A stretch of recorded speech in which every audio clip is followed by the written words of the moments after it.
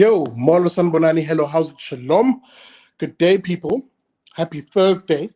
I hope you enjoyed yesterday's episode of the Big Daddy Liberty Show, the second installment of the pilot of the Mazakele series. That's a series, of course, that will hopefully see me travel the length and the breadth of small town South Africa, bringing you stories of those South Africans who are beginning to build it themselves, do it themselves, as is the meaning of the word, the Zulu word, Mazakele.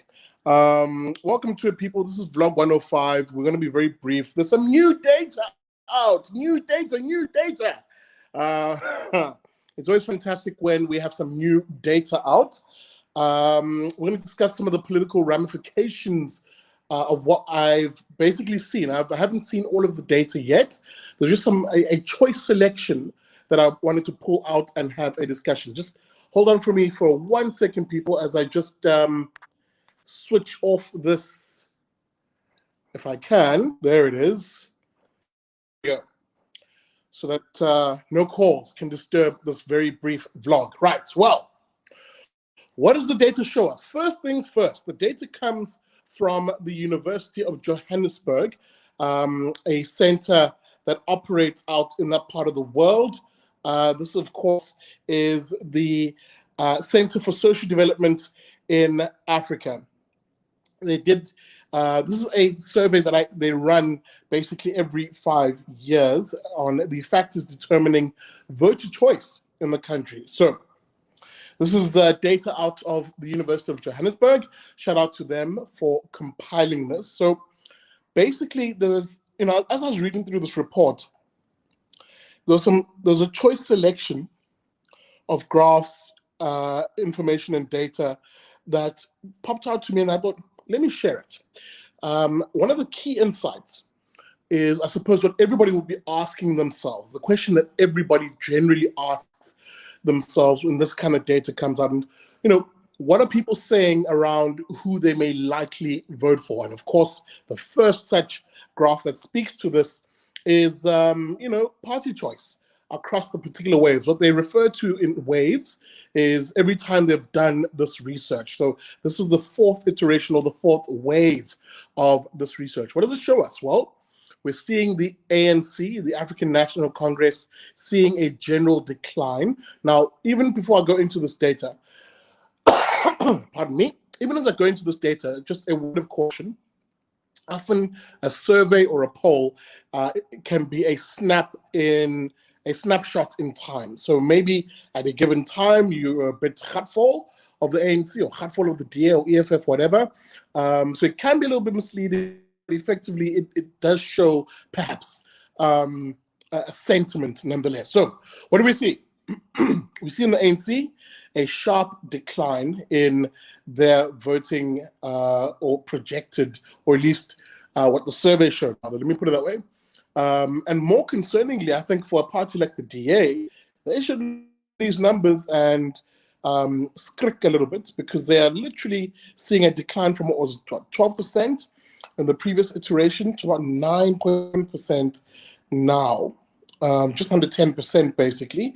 A trend, again, it's a trend that I find interesting more than anything else, and a snapshot. I think that's actually what I really find interesting in the data. The EFF seeing growth in the number of people who, in terms of their response to the survey, said, yeah, they'll definitely give the EFF some support. And of course, the other parties, the sort of collection of opposition parties, seeing a marginal uptick in their support. But the last bar was the interesting one for me, because it certainly does speak to what I often talk about a lot, which is the number, the consistently growing number of South Africans who are eligible to vote, who are of voting age, but simply choose not to vote, because they likely look at what's available in the political landscape and they go, stuff it, none of these parties represent who we are as a faith, flag, family, and freedom type South Africa. Again, that last bar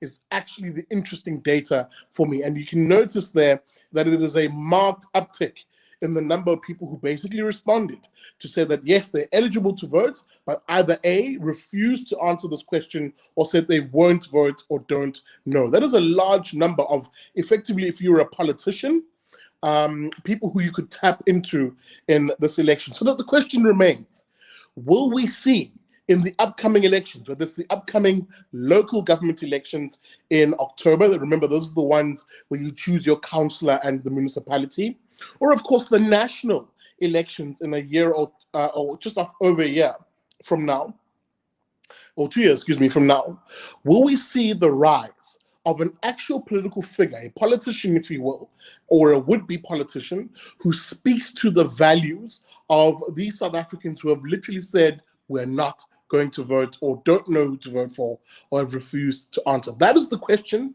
I think anybody who is keeping an eye on the politics of the day should be asking themselves, because I've always argued that South Africans are just simply not represented in the electorate, and they're perhaps waiting for that character, a more center-right, perhaps even conservative character who represents the ordinary South African. Who is the ordinary South African? It's that God-fearing, law-abiding, and family-orientated type South African. Will we see that politician who realizes this gap in the market and takes it? That's the question worth thinking about as I move on to another insight in this particular research, where, again, as the final point perhaps in this vlog, it exposes the contradiction in how South African voters think, perhaps. There is a marked contradiction in how South African voters think. On the one hand, the one piece of data that I'll show you here shows that South Africans have this, in my view, outrageous trust in Cyril Ramaphosa, that is the presidency in this country, which is why I've always argued, for example, the ANC, knowing that it's unpopular, knowing that people view it as trash and absolutely corrupt, in terms of the mainstream at the very least, knowing that they've always done what when they have to put, or rather, they've always done what when they have to announce something deeply unpopular? Well, they've always put forward the face of Cyril Ramaphosa to sell you the tonic, the poisonous tonic. And the data somewhat reflects this. And let me show you what I'm talking about. This is a question that I was asking basically and trying to gauge South Africans' trust in particular institutions, right? That is South Africa's trust in institutions. So for instance, do you have trust in the local councillor in your area? And an overwhelming percentage of South Africans, well over, that's 60, what?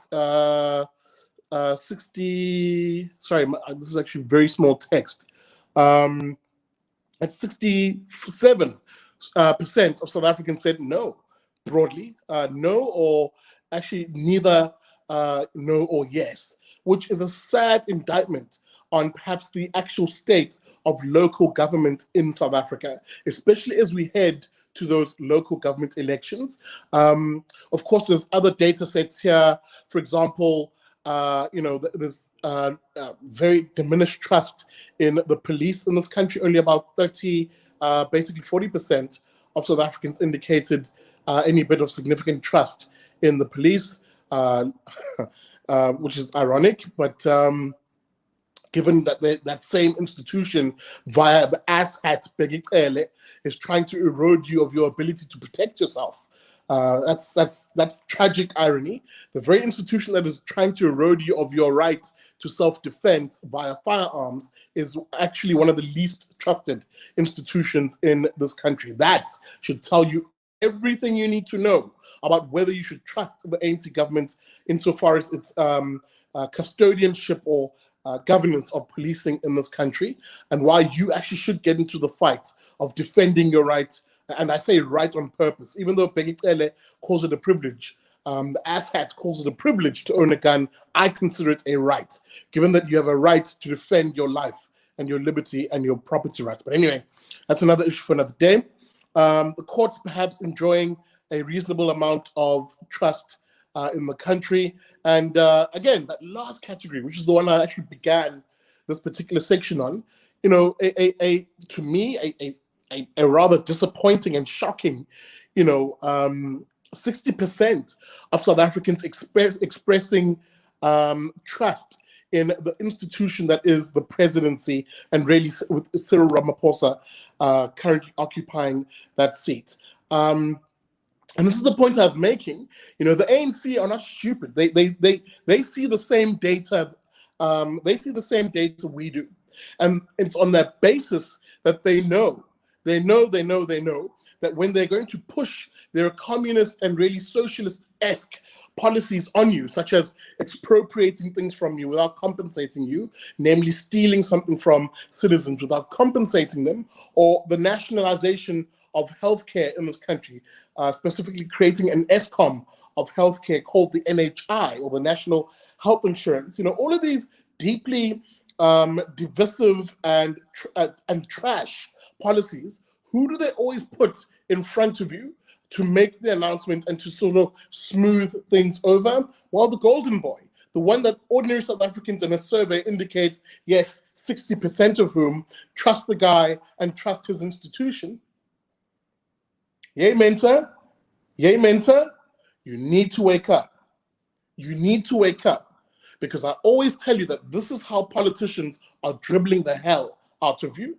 They will literally force feed you poison and you'll smile and take it because you had a friendly face by way of Cyril Ramaphosa being thrust in front of you. And this is what we saw throughout the lockdown. When last have you seen Buffalo Bill, Nkosazana Dlamini Zuma, the Minister of Copter? When last have you seen her? Answer that question. When last have you seen her? And think about the politics behind that. Someone in the ANC was smart enough to realize that, yay, Mensa, this lady is, this duck-wearing lady is deeply despised by a public who she's pushing these asinine lockdown rules on. And who do they put in front of you to make all of these announcements? There we go. Cyril Ramaphosa himself was put in front of you because y'all said you like him. So that anytime I hear someone who says, oh, Cyril is so great, he's so fantastic, blah, blah, blah, blah, blah, blah, blah, I literally want to slap that person across the face. Because again, that's the kind of voter who does not make the connection between Cyril Ramaphosa being at the helm of the very party that is destroying your quality of life. That is the point blank point of this vlog. People do not make that connection. Worse yet, the voters of the ANC, for example, don't make that connection. So that for me, those who simp for Cyril, shout out to the account Simp for Cyril on Twitter, but those who basically fawn over Cyril are no different to the people in the ANC and outside of it who are fawning over Jacob Zuma, arguing somehow as they do the mental gymnastics that, oh no, they'll say, you know, as they said with Jacob Zuma, for example, no, he's a man of the people. He's not like the rest of the ANC. He understands the poor. Remember those arguments that parts of the mainstream media, for example, were selling us? Oh no, before they turned on him. Oh no, they said, he's a man of the people. He's not like Mbeki. He understands the poor. Now we're going to see a litany of pro-poor policy, even as his party stole blind from the poor, even as his party destroyed the quality of life of poor people, even as the political elites around the ANC who pushed that same Jacob Zuma, that grinning Cheshire cat of a douche in front of you, even as they pushed him in front of you for you to be distracted and dribbled, they were stealing and eroding your quality of life, turning this, my country, our beloved country, into an open sewer. And the same thing is happening now under Cyril Ramaphosa, where it might be a different crew, granted, it might be a different crew, but there is still a same fawning and attempt to remove the guy at the helm from absolute corrupt, I nearly saw, but the absolute corrupt mess that is the party that he leads. And trust you me, ANC people know this. That is why they push these popular people in front of you as cover for their theft, their stealing. Vulgar. Hashtag don't be dribbled. Wake up. This is how they operate. Because it's funny, when that same survey then asked the question, almost the very same, or rather the next graph. When they then asked the question, okay, cool, y'all say you love Cyril, but what say you about the actual government? The very government that he leads, right? Is enough being done to root out corruption in South Africa? And watch this. The alleged corruption by government officials during COVID-19 pandemic made me more negative about the ANC. Suddenly, those same people, in excess of what, 54% of them, say, actually, yeah, they strongly agree with that statement. It's made them more negative about the ANC. The very same people who in the previous question were saying things like, oh, but Cyril's fantastic, and we have a great approval rating for him. And then ask the same question, or another question, pardon me, about corruption. Is it likely, or rather, is it being dealt with decisively? And rightly, the overwhelming majority were negative and said, no, it isn't being dealt with. So that this is the contradiction about the South African voter, which is incredibly frustrating. A understanding of the implications of ANC governance and really statist leftist thinking that dominates our governance space and government, a understanding of how it impacts them, but a lack of the ability to make the connection that the personalities you praise are the actual, not only source, but driving force behind the bad policy and the bad governance. And by the way, this is not just the ANC. It's not just the ANC. South Africans have a sad fetish to praise and worship politicians. You see it with Julius Malema in the EFF, even though his ideas, and if you were to give him governance, it would be an absolute shit show, excuse my language. And you see the same thing, maybe not so much now, and there's a little bit of a caveat here, but I'll still make the point. You see the same thing in the DA, where for a very long time, there was a lot of praise and worship, for example, of Helen Zille when she was at the helm of the DA. Now, I know a lot of you are saying, oh, but you can't really compare Helen Zille, blah, blah, blah, blah, blah, because the DA actually delivers well. Yes, you can make that argument, but you still had that praise and worship. So the only thing that is actually different about the DA, if I'm to give them a little bit of credit, is how they focus on institutions. So that even though Helen Zille left the hot seat of leadership, right, that figure that everybody fawned over, the institutions the DA creates are ones that still see good service delivery. Well, decent service delivery, because it depends where you live in Cape Town. But again, I digress. The point I'm making is the problem at hand here is that people are fighting this weird us versus them game based on who they support and their favorite politicians. Whereas I'm saying to you that actually the real politic, if you will, is the ideas. And that why my mission is about getting the ideas out into communities, the ideas that matter. Because trust you me, ideas matter. They will be what wins the day in this country. I've always said it, that it will require a small band of devoted individuals with an idea who will conduct a march through the institutions of government, governance, and society to change them. I'm playing my part in that regard. And I hope to Hashem himself, that as you listen to me, you sort of see this. You see what I often talk about and you join that mission, that liberty bus that I used to talk about quite a lot. Anyway, that's my 2 cents on this. Hope you enjoyed this short vlog. Let me know what you think. Sorry, man, I didn't get a chance to see the comment section because I was trying to put all of this data up on screen.